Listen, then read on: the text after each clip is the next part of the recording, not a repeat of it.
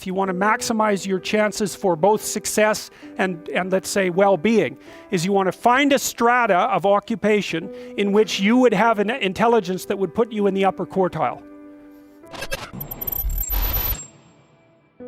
Be careful who you share good news with, because you want to share good news with people who are going to be genuinely happy for you, and be careful who you share bad news with, because that's equally tricky. You know, you want someone who will listen to you when you're having trouble and allow you your grief, especially if it's a consequence of something tragic, and who won't try to one-up you, you know, because often when you're talking to people, they'll be thinking about what they have to say that's worse, and that's not helpful if you need a listening ear.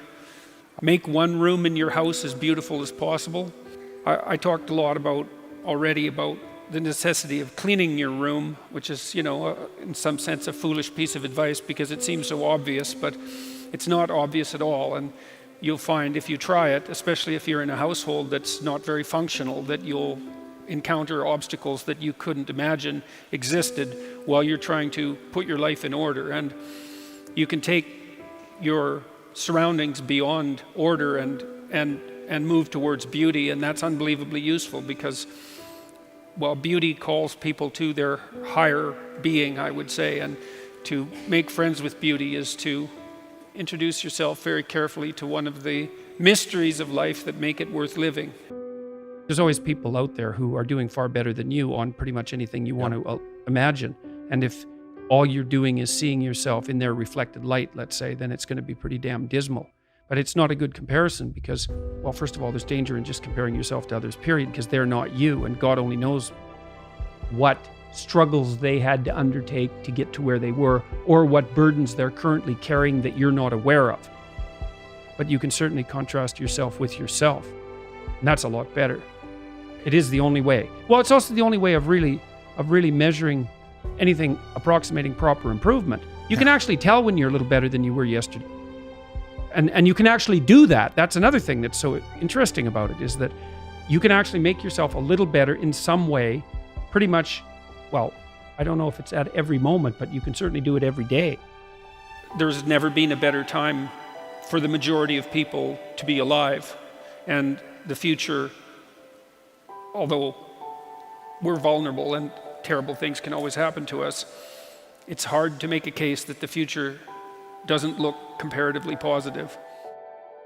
We're becoming extremely technologically sophisticated, and the world is changing at an incredibly rapid rate, and the only way we're going to be able to manage that in a positive way is if each of us, or as many of us as possible, are capable of making wise and careful and truthful decisions. And if we do that, then, you know, maybe things can continue to improve. The next best predictor of lifetime success is conscientiousness.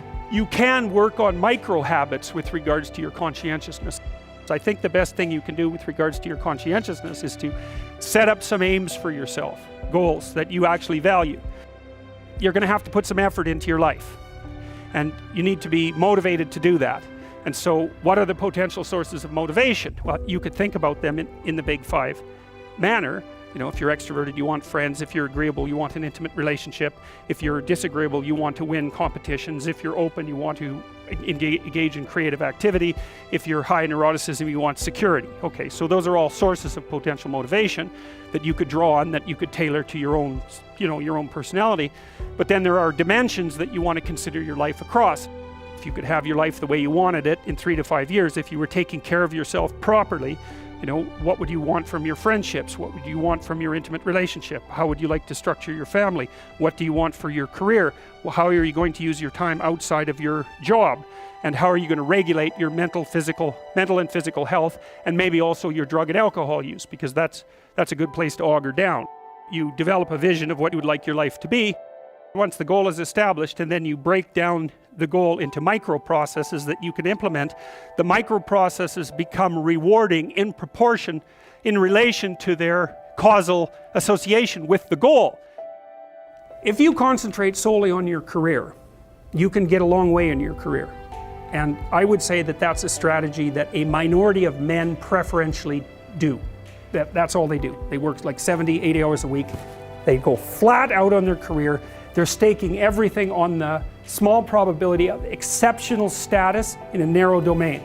But it's hard on them. They don't have a life. It's very difficult for them to have a family. They don't know how to take any leisure activity, like they get very one-dimensional. Now, it may be that that unidimensionality is the price you have to pay to be exceptional at one thing. You're in your lab all the time, you're working 70 hours a week or 80 hours a week, you're smart, you're dedicated, you're unidimensional, and that's how you get to beat all the other people who are doing that. It's the only way. But the problem is you don't get a life. You have that kind of focus of mind. Well, first of all, you're a rare person, and second, you're going to pay for it. You sacrifice a lot for it. Put in the 80 hours a week in order to dominate that particular area. Because you're competing with other people, you know, they're smart, they're hardworking, and if you want to be at the top, you have to be smarter and work harder than any of them. And working hard means working long hours. If I'm smart and hardworking and I can crank out for 70 hours a week, and you do it for 30, it's like, in 2 years, I'm so far ahead of you, you will never ever catch up. You got to know that there are differences in intelligence. It's really important. If you go into a job and you're not smart enough for that job, you're going to have one bloody miserable time. And you're going to make life wretched for the people around you because you won't be able to handle the position. But what you really want to do, as far as I can tell, if you want to maximize your chances for both success and let's say well-being, is you want to find a strata of occupation in which you would have an intelligence that would put you in the upper quartile. That's perfect. Then you're a big fish in a small pond. And you don't want to be the stupidest guy in the room. It's a bloody rough place to be. So, and you probably don't want to be the smartest guy in the room either, because what that probably means is you should be in a different room. If you want to be the best at what you're doing, then having an IQ of above 145 is a necessity, and maybe you're pushing 160 in some situations, and maybe that's making you one person in 10,000 or even one person in 100,000. And then also, to really be good at it, you probably have to be reasonably stress tolerant and also somewhat conscientious. So that's one way that you can work on your conscientiousness, is plan a life you'd like to have, having a little conversation with yourself about as if you don't really know who you are, because you know what you're like. You won't do what you're told. You won't do what you tell yourself to do. It's failure to act often that's the most catastrophic. It's to not do the right thing when the situation presents itself.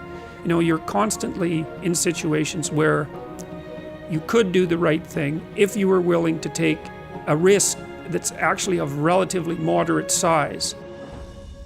Understand that you're not your own servant, so to speak. You're someone that you have to negotiate with. And you're someone that you want to present the opportunity of having a good life to.